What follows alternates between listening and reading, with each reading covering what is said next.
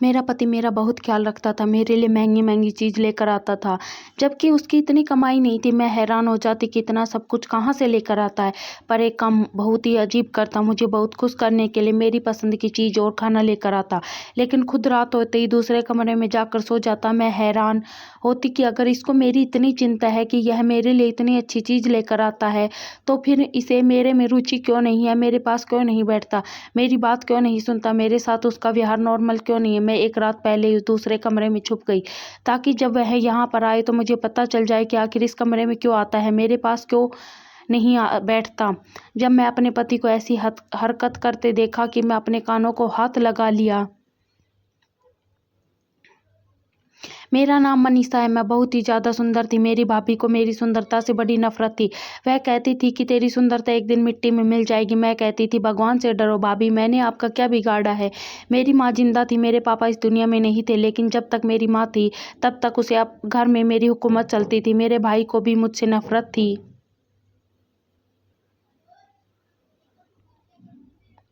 वह कहता था कि तुम मेरी पत्नी के साथ झगड़ा मत किया करो। थोड़ी बहुत मैं भी घमंडी थी, क्योंकि मुझे कोई गलत बात बर्दाश्त नहीं होती थी। अब वह अगर मेरी माँ को टाइम पर खाना नहीं दे रही, यह बासी खाना दे रही है, तो मुझे गुस्सा आ जाता था। एक दिन तो उसने मेरी माँ के सामने खराब खाना रख दिया, जबकि मेरी माँ पहले ही शुगर की मरीज थी।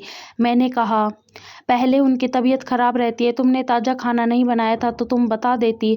खराब खाना देकर क्यों मेरी माँ को मारना चाहती हो। इस बात पर मेरी ऐसी लड़ाई हुई कि हम दोनों नंद भाभी में हाथापाई भी हो गई। मेरे भाई ने तो अपनी पत्नी का ही साथ दिया और उसने मुझे कहा कि तुझे तो मैं एक दिन ऐसा सीधा करूंगा कि तू बिल्कुल तीर की तरह सीधी हो जाएगी। तू छोटी है, तेरा काम क्या है बड़ी भाभी से ऐसी बात करने का। मैंने कहा कि बात छोटे बड़े की नहीं, कुछ गलत करेगी तो मैं ज़रूर बोलूँगी। उस रात मेरी माँ की तबीयत खराब हो गई, इतनी खराब हुई कि हॉस्पिटल पहुँच गई, और 4 दिन तक बीमारी से लड़ने के बाद वह इस दुनिया से चल बसी। मैं बहुत परेशान हूँ। थोड़ी बहुत रिश्तेदार थे, लेकिन वह सारे ही मेरी माँ के ससुराल वाले थे, इसलिए उन्होंने कोई ज़्यादा दुख नहीं हुआ। उन्होंने बस थोड़ा अफसोस किया और चले गए। अब घर में सिर्फ मेरा भाई और मैं थी। एक रात भाई मेरे कमरे में आया और उसने कहा कि मम्मी अब इस दुनिया में नहीं रही। मुझे लगा कि कहेगा कोई बात नहीं, मैं हूँ, किसी चीज़ की ज़रूरत हुई तो मुझे कह देना। उसने कहा कि अगले रविवार वाले दिन तुम्हारी शादी है। जब उसने ऐसी बात की तो मैं हैरान रह गई। मैंने कहा कि क्या? उसने कहा कि हाँ, तुम्हारी शादी कर रहा हूँ, अपने घर की हो जाओगी तो अच्छा रहेगा।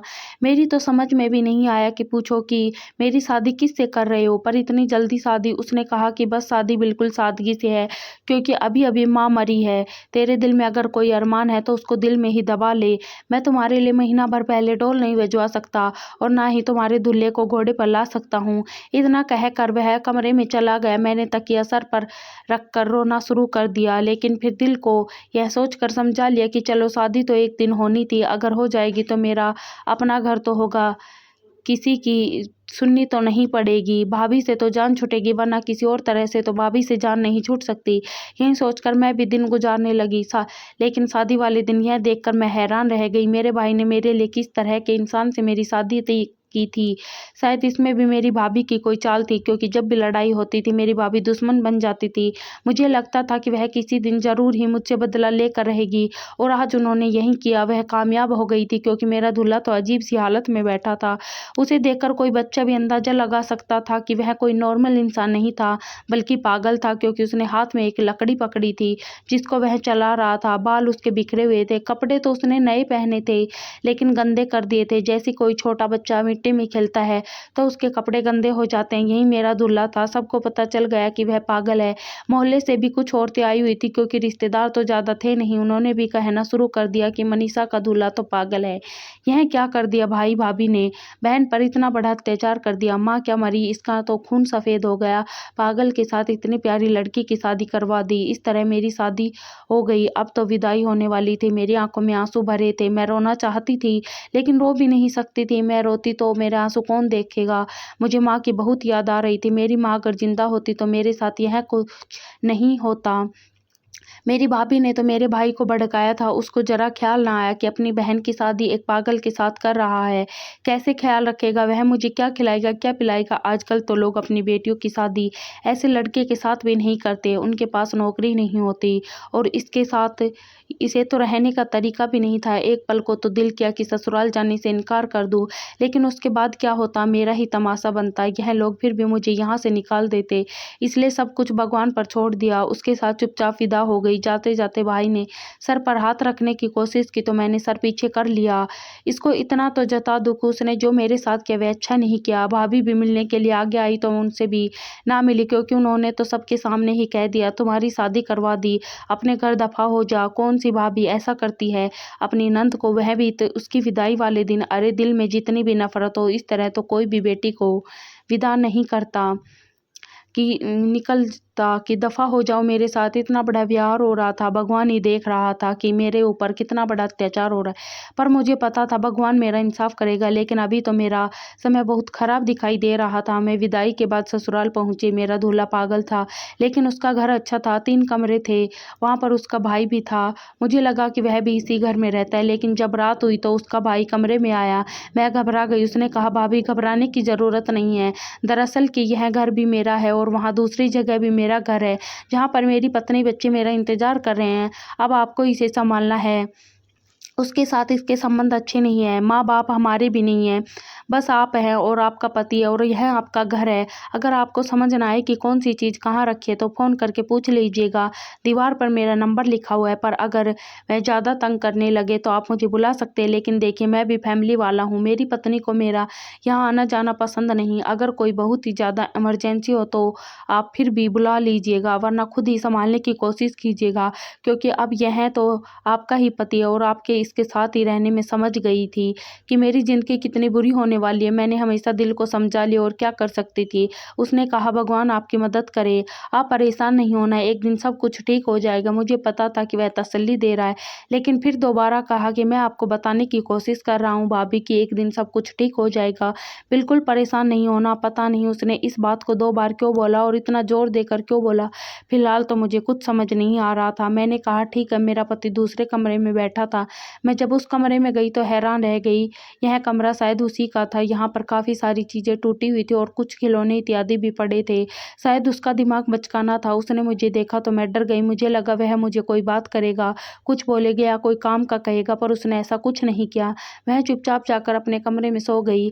मेरा दिल तो किया कि दरवाजे के अंदर से कुंडी लगा लूँ, लेकिन फिर मैंने ऐसा नहीं किया। कहने में बड़ा अजीब लगता है, लेकिन इतनी सुकून की नींद पहले कभी नहीं आई थी। आँख खुली तो मैं हैरान रह गई। सामने मेरा पति बैठा था, उसे देखकर मैं डर गई थी। फिर जब मैं टेबल की ओर देखा तो मेरी आँखें खुली की खुली रह गई। नाश्ता रखा हुआ था। नाश्ता बाज़ार का लग रहा था। मैंने उसकी तरफ देखा और आस-पास देखा। मुझे लगा शायद उसका भाई आया होगा और वही नाश्ता लेकर आया होगा, लेकिन घर में कोई नहीं था। बाहर वाला दरवाज़ा तो अभी भी बंद था। रात को मैंने खुद कुंडी लगाई थी। मेरे पति ने मुझे और कहा कि नाश्ता कर लो। मैंने कहा इसको इतना पता है कि हमारी शादी है तो बाज़ार से नाश्ता लेकर आया, फिर यह कैसा पागल है। लेकिन फिर उसने अजीब-सा गाना गाना शुरू कर दिया। यह किसी कार्टून का गाना था। मैं समझी कि शायद वह इसके लिए एक नॉर्मल सी बात है। शायद इसे भी भूख लगी होगी और कुछ पैसे पड़े होंगे, इसलिए यह बाज़ार से खाना ले आया। तो कोई छोटा बच्चा भी कर लेता। मैंने नाश्ता कर लिया और उसके बाद घर को साफ करने लगी। मैं यह पूछना भूल गई कि यह घर कैसे चलता है, लेकिन फ़िलहाल तो घर में ज़रूरत की सारी चीज़ें पड़ी हुई थी। मैंने उसके भाई का नंबर मिलाया, पर नंबर नहीं मिल रहा था और मैं घर में ऐसे ही टहलने लगी। मेरा पति अचानक ही कहीं चला गया था। मैं परेशान हो गई। मुझे लगा कि पता नहीं शायद वह घर से ही भाग गया। मैं उसके भाई को कॉल की थी। उसने कहा कि हाँ, वह कभी-कभी चला जाता है लेकिन वापस आ जाता है। परेशान होने की ज़रूरत नहीं, रात तक वापस आ जाएगा। अगर रात तक भी वापस नहीं आए तो बता देना। तो मेरा पति वापस आ गया। उसके हाथ में कोई चीज़ थी जो उसने मुझे पकड़ा दी। मैंने खोल कर देखा तो उसके अंदर फूल थे। मैंने कहा यह क्या है? तो उसने कहा मैं तुम्हारे लिए लेकर आया हूँ। मैं हैरान रह गई। उसके फूल मेरे पास रखे और खुद दूसरे कमरे में चला गया। थोड़ी देर के बाद देखा तो उसका कमरा अंदर से लॉक था। उसके बाद से मेरे दिन अच्छे गुजर रहे थे। जैसा मैंने सोचा था कुछ नहीं हो रहा वैसा, बल्कि सब अच्छा ही हो रहा था। मेरा पति मेरे लिए रोज़ कोई ना कोई चीज़ लेकर आता था। पता नहीं उसके पास पैसे कहाँ से आते थे। घर में भी हर चीज़ रखी थी। जब घर का सामान थोड़ा ख़त्म होने लगा तो एक दिन उसका भाई आया और उसने आकर मुझे 20,000 रुपए दिए। मैंने कहा यह घर भी आप ही चलाते हैं? तो उसने कहा कि नहीं, ऐसी कोई बात नहीं, दरअसल हम दोनों भाइयों के नाम कुछ दुकान है, उनका किराया आता है, तो मैं उसमें से 20 से 25,000 रुपए आते ही दे दूँगा। आपके हर महीने की 1 तारीख को 20,000 मिल जाएँगे। आज पहली तारीख है तो मैं आपको पैसे देने के लिए आ गया हूँ। मैंने कहा ठीक है। मैं घर की ज़रूरत का सामान ले लिया। उस घर में टीवी भी था, एसी भी था, सब कुछ था। एक दिन भूले-भटके मेरी भाभी और भाई यहाँ पर आ गए। उनको तो पता था कि उन्होंने मेरी शादी पागल से करवाई। मुझे पता था कि देखने आए हैं कि मेरा क्या हाल हुआ है, लेकिन जब मुझे देखा तो हैरान रह गए। मैंने नया सूट पहना हुआ था। मेरी भाभी ने कहा यह कपड़े कहाँ से आए? इन लोगों ने तो तुम्हारे लिए सिर्फ 2 ही सूट भिजवाए थे और हमने भी तुम्हारे लिए कुछ नहीं बनवाए थे। मैंने कहा मेरे पति ने मुझे ला कर दिया। भाभी ने कहा कि तुम्हारे पति को तो मुँह धोना तक नहीं आता, तुम्हारे लिए सूट कहाँ से लाएगा? मैंने कहा कि उसी ने मुझे ला कर दिया है। और आपसे किसने कहा कि उसे मुँह हाथ धोने नहीं आता? यह देखें, मैं आपको दिखाती हूँ मेरे लिए क्या-क्या लेकर आए। क्या मैंने सारी चीज़ रखी। भाभी को दिखाई तो वह हैरान रह गई। उन्होंने कहा कि यह सब कुछ कहाँ से लेकर आ रहा है? कहीं से चोरी करके तो नहीं ला रहा? मैंने कहा कि यह चीज़ तो बिल्कुल नई है। उनका तो ऐसा हो गया जैसे तीर निशाने पर नहीं लगा, कि जैसे वह मेरे साथ कुछ बुरा करना चाहती थी पर बुरा नहीं हुआ। तो वह बड़ी परेशान हो गई। मैंने भी सर उठाकर उनको सारी चीज़ें दिखाई और बड़ी खुशी हो गई। मेरी भाभी ने कहा देखो, शायद हमें जल्दबाजी में आकर गलत फैसला कर दिया था, लेकिन तुम तो खुश लग रही हो। मैंने भी कहा, भाई को भी कहा, आपसे कोई गलत फैसला नहीं किया। मैं सच में बहुत खुश हूँ। मुझे कोई परेशानी नहीं। मुझे इस घर में किसी चीज़ की कोई कमी नहीं है। हम भी तो गरीब लोग ही थे ना। अगर मेरी शादी होती तो किसी गरीब घर में ही होती। लेकिन यह देख ले, यह लोग तो आपसे अच्छे हैं। इस घर में तो एसी भी है, लगा हुआ है। गर्मी होती है तो भी सुकून की नींद आती है। मेरी भाभी का मुँह लटका रह गया। मुझे पता था कि घर जाते हुए भाई से झगड़ा ज़रूर करेगी। मुझे खुद देखकर घर जाते आपस में झगड़ा करते हैं तो यह उनकी सज़ा होगी। बात नहीं करता था, मेरे लिए चीज़ भी लेकर आता, मेरा ध्यान भी रखते। एक दिन मैं जा रही थी कि मेरे पाँव पर कोई चीज़ लग गई तो उसने मेरे पाँव पर पट्टी बाँधी। लेकिन रात होते ही वह दूसरे कमरे में चला जाता था और अंदर से लॉक लगा लेता था। मैं बहुत परेशान होती थी कि यह क्या चक्कर है। मैं उससे बात करना चाहती थी, पूछना चाहती थी। सीरियल और फिल्मों में देखा है कि प्यार में ऐसा इंसान ठीक हो जाता है। शायद मैं भी उसको ठीक कर लेती। अगर वह ठीक हो जाता तो इस दुनिया का सबसे अच्छा पति होता, क्योंकि हैंडसम था ही, जवान भी था, पैसों की भी कोई कमी नहीं थी, घर भी उसका अपना था और इतना सारा सामान भी था। अगर वह ठीक हो जाता तो मेरी पूरी ज़िंदगी सेट हो जाती, लेकिन वह मुझसे बात नहीं करता था। मेरी एक दोस्त पागलों की डॉक्टर बन गई थी। उसने मुझे एक बार बताया कि ऐसे लोगों को बहुत प्यार और देखभाल की ज़रूरत है और अगर उनकी ज़िंदगी में कोई हो तो उसे बहुत प्यार और मोहब्बत देते हैं। मतलब आम इंसान से ज़्यादा। धीरे-धीरे मुझे बात समझ आने लगी कि जो भी बात है उस कमरे से जुड़ी हुई है। मैं कमरे में ही चला जाता था, इसलिए मैंने सोच लिया कि मुझे पता लगाना है कि उस कमरे में क्या करता है। मैं एक बार उस कमरे में गई, वहाँ पर ऐसा कुछ भी नहीं था। मेरी भाभी ने लोगों को कहना शुरू कर दिया था कि पागल से शादी है, लेकिन फिर मैं बड़े अच्छे हाल में है। उनके मुँह से निकल गया होगा। यह बात मुझ तक भी पहुँच गई, क्योंकि शहर तो एक ही था। मैं कहती थी हाँ, भगवान का शुक्र है, मैं तो बहुत ज़्यादा खुश हूँ। मेरे पास सब कुछ है, मेरे पास पैसे भी होते थे, घर के सारे अधिकार मेरे हाथों में होते थे। हर महीने पैसे भी आ जाते थे। मेरा पति मेरा ख्याल भी करता था और रोज़ मेरे लिए कोई ना कोई नई चीज़ लेकर आता था। वह कहाँ जाता था मुझे नहीं पता। मैं एक बार उसके पीछे-पीछे लग गई, लेकिन रास्ते का नहीं पता था, इसलिए मैं वापस आ गई कि कहीं मैं गुम ना हो जाऊँ, और वह तो मेरी आँखों के सामने से ही न जाने कहाँ चला गया। उस रास्ते को बहुत अच्छी तरह पता था। शायद किसी पार्क में बच्चों के साथ खेलने के लिए जाता होगा, क्योंकि उसके पास इस तरह की काफ़ी सारी चीज़ें थी, इसलिए मैंने इस बात पर ज़्यादा ध्यान नहीं दिया। लेकिन मुझे यह बात ज़रूर पता लगाना था कि कमरे में क्या करता, और वह दिन के समय कमरे में ताला लगाकर चला जाता था। एक दिन मैंने चाबी गायब कर दी और ताला भी खोल दिया। उसको ताला नहीं मिला तो वह बगैर ताला लगाए चला गया। मेरा प्लान था कि मैं पहले ही कमरे के अंदर छुप जाऊँगी और अब वह कमरे में आएगा तो मुझे पता चल जाएगा कि यह क्या कर रहा है। लेकिन जैसे ही घर में आया, मुझे ढूंढ रहा था, मुझे कभी कभी थोड़ी बहुत बातें भी कर लेता। उसको मेरा नाम भी याद हो गया था, मुझे मेरे नाम से बुलाता। कभी कभी देखकर बड़ा दुख होता कि यह भी तो किसी का बेटा है, कितना गबरू जवान है, इसके साथ न जाने क्या हुआ है कि यह पागल हो गया। और नहीं होगा, शायद उसके साथ कुछ घटित हुआ हो। उसके भाई से भी पूछने की कोशिश की थी, पर उसने मुझे कुछ नहीं बताया कि समय के साथ साथ आपको सब कुछ पता चल जाएगा कि किस तरह की बात है, कि समय के साथ कैसा पता चल जाएगा। मेरे पति की पुरानी फोटोज मिली थी, वह उनमें बहुत ही गुस्से वाला और तेज लगता था। ऐसा लगता था जैसे पूरे परिवार का सबसे हैंडसम नौजवान था। लेकिन फिर ऐसे हाल में कैसे पहुंच गया? मन में उल्टी सीधी बातें और सवाल आते रहते। आज तो मुझे पता चल ही जाना था। फिर उसके बाद मैं देखा कि मुझे क्या करना है, कहीं कोई ऐसी वैसी बात ना हो जाए। मेरा पति फिर से मेरे लिए कोई चीज़ लेकर आया था, मेरे कमरे में गया, लेकिन उसे महसूस हुआ कि मैं कमरे में नहीं हूँ। वह चीज़ उसने वहीं पर रख दी। मुझे थैली रखने की आवाज़ आई थी और फिर अपने कमरे में आ गया। मैं कमरे के अंदर ही छुपी थी। उसने दरवाजे को अंदर से लॉक लगा लिया और कुर्सी पर सर पकड़ कर बैठ गया। मैं पर्दे के पीछे से उसको देख रही थी। उसको अंदाजा भी नहीं था कि मैं कमरे के अंदर हूँ। वह ऐसे सर पकड़ के बैठे थे जैसे कोई बड़ा आदमी सोच रहा हो। उसके चेहरे पर से अचानक से पागल वाले भाव गायब हो गए थे। अभी से मामला मुझे कुछ गड़बड़ लग रहा था। कोई ना कोई बात तो थी जो नॉर्मल नहीं थी। थोड़ी देर के बाद उसने अपनी जेब से एक बड़ा सा फ़ोन निकाला। मैं हैरान रह गई कि इसके पास कहाँ से आया, और फ़ोन भी बिल्कुल ठीक ठाक था, टूटा हुआ भी नहीं था, जबकि बाकी उसकी सारी चीज़ें टूटी हुई थी। फ़ोन पर किसी से बात करने लगा, और जब उसने बात करनी शुरू की तो ऐसी हालत ख़राब हुई कि मैं हैरान रह गई। वह तो किसी समझदार आदमी की तरह बातें कर रहा था और कह रहा था कि देखिए, मैंने आपसे पहले ही कहा था, यह पैसे शेयर बाजार में लगा दो, लेकिन मेरी किस्मत में होगा, जो मेरे नसीब में होगा मुझे मिल जाएगा।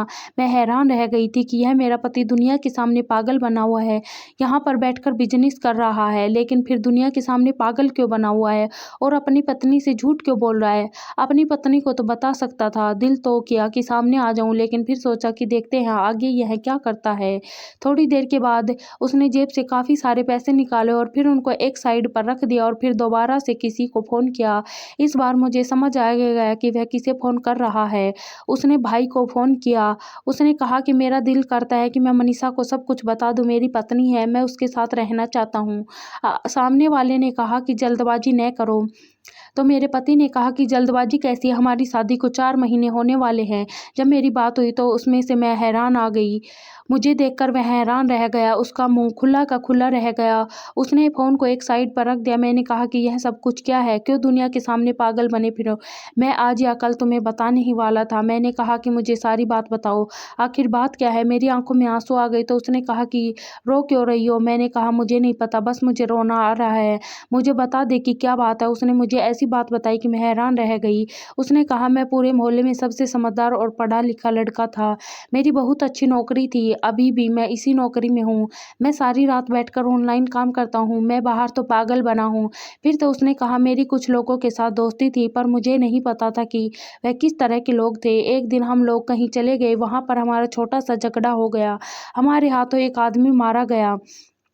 सारा इल्ज़ाम उसने मुझ पर लगा दिया। अगर मैं पागलपन का नाटक नहीं करता तो मुझे सज़ा होती और मैं सारी ज़िंदगी जेल में गुज़र जाता, क्योंकि वह सब लोग भाग गए, पर मैं उस आदमी की जान बचाने के चक्कर में रह गया। लेकिन वह भी इस दुनिया से चला गया और इल्ज़ाम मुझ पर आ गया। मुझे पुलिस पकड़ कर ले गई थी। अभी भी वह लोग इसी मोहल्ले में रहते हैं।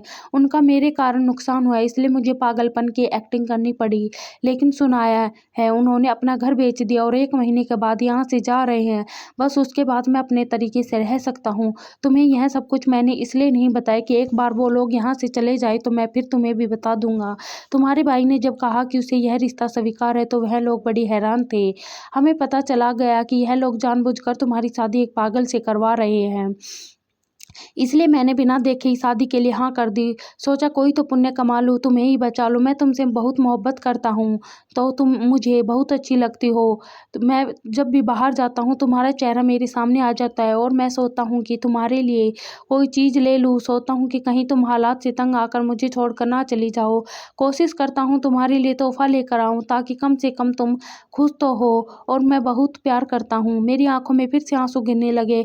उसने कहा कि आप रो क्यों रही हो? मैंने कहा कि खुशी से रो रही हूँ। उसने कहा कि अजीब है, दुख में भी रोती हो, खुशी में भी रहती है। और देखो, मैं तुम्हारा पति हूँ, तुम्हारी ज़िंदगी बहुत अच्छी होने वाली है। 1 डेढ़ महीने और हमें नाटक करना होगा और उसके बाद सब कुछ ठीक हो जाएगा। मैंने कहा कि मुझे कोई परेशानी नहीं, मैं तो सोच रही हूँ कि भगवान मेरे कौन से पुण्य का मुझे फल दिया। मैंने कभी किसी का बुरा नहीं किया, लेकिन मेरे अपने भाई ने मेरे साथ इतना बुरा किया। ये तो भगवान का शुक्र है कि आप बिल्कुल ठीक है। उसने कहा कि परेशान नहीं हो, सब ठीक हो जाएगा और हमेशा ठीक रहेगा। मैं तुम्हारा पति हूँ, हमेशा तुम्हारा ख्याल रखूँगा, तुम्हारे साथ रहूँगा, हमारी ज़िंदगी बहुत अच्छी हो। और ऐसा ही हुआ। धीरे-धीरे मैंने यह बात मशहूर कर दी कि मैं अपने पति का इलाज करवा लिया और हमारी ज़िंदगी खुशियों से भर गई।